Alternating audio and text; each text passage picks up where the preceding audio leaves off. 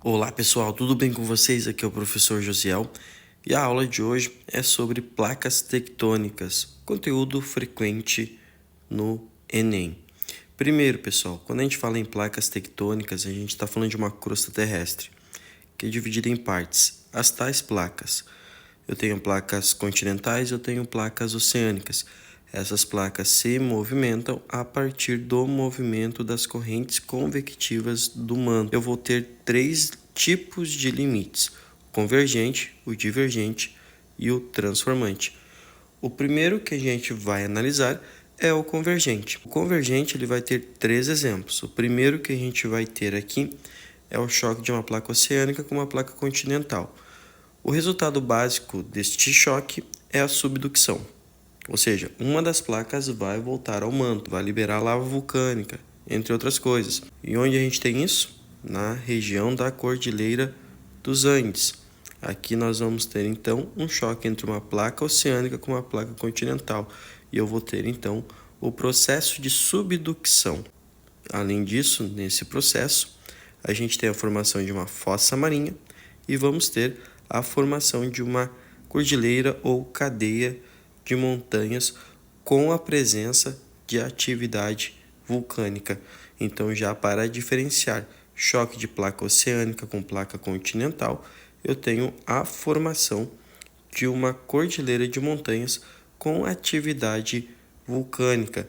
Vindo aqui na Ásia, nós vamos ter esse choque entre a placa indiana e a placa euroasiática, no qual as duas serão placas continentais e vão se chocar. Força semelhante, ação semelhante. O que vai acontecer? Eu vou ter o que a gente chama de obducção. Eu não tenho subducção aqui. Eu tenho, na verdade, o dobramento das duas placas, formando uma cordilheira de montanhas dobradas. Ou seja, eu tenho aqui uma situação diferente da Cordilheira dos Andes. E a grande diferença é que eu não tenho também a questão do vulcanismo, visto que eu não tenho a subducção. Então, quando a gente pensar qual é a diferença da Cordilheira do Himalaia para a Cordilheira dos Andes, é o tipo de choque. Será? Não, é o tipo de choque envolvendo as placas.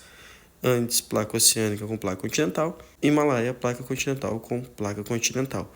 Quando eu chego agora aqui, onde eu encontro o Japão, eu vou ter o choque de placas oceânicas. Essas placas oceânicas, a mais densa, tende a fazer um processo de subducção, voltar para o manto.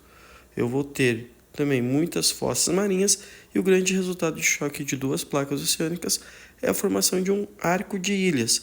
E novamente, eu tenho placa oceânica, eu tenho vulcanismo. Quando a gente fala em montanhas, pessoal, a gente está falando de dobramentos da crosta. Se são dobramentos que estão em formação ainda, que são recentes, a gente chama eles de dobramentos modernos. Dobramentos antigos aconteceram muito tempo atrás, principalmente lá no período pré-cambriano. O que nós vamos ter agora? O limite divergente. O limite divergente, ele basicamente começa com um rifteamento, ou seja, uma fratura na crosta terrestre que faz com que a crosta terrestre se afaste. Então, quando eu falo de limite divergente, é o afastamento entre placas tectônicas. Onde é que eu tenho isso se formando? Aqui na parte mais leste da África, onde essas duas partes estão se separando, ou seja, é uma falha de origem divergente, um rifteamento, uma separação do próprio continente africano devido a uma falha de origem divergente, que já aconteceu tempos atrás. O que rola? Eu tenho aqui entre Brasil e África a separação dos dois continentes. Aqui está a cicatriz, aqui está o limite, a borda dessas placas tectônicas. Então, o que eu tenho que pensar?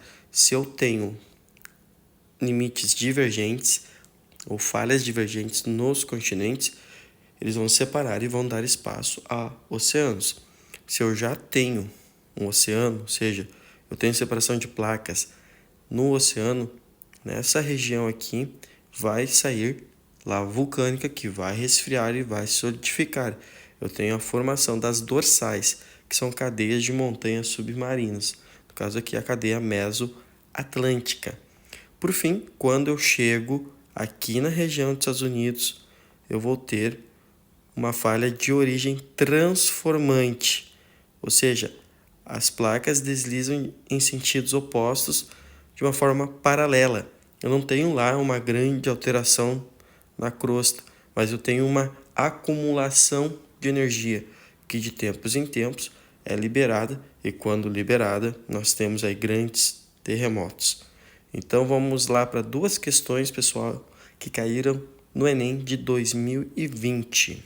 Temos aqui, pessoal, a primeira questão, número 67, prova azul, 2020. Temos o mapa e temos vulcões e temos uma linha tracejada, ou seja, o Vale da Grande Fenda, o Rift Valley. Os aspectos físicos apresentados originam-se da atuação da força natural de...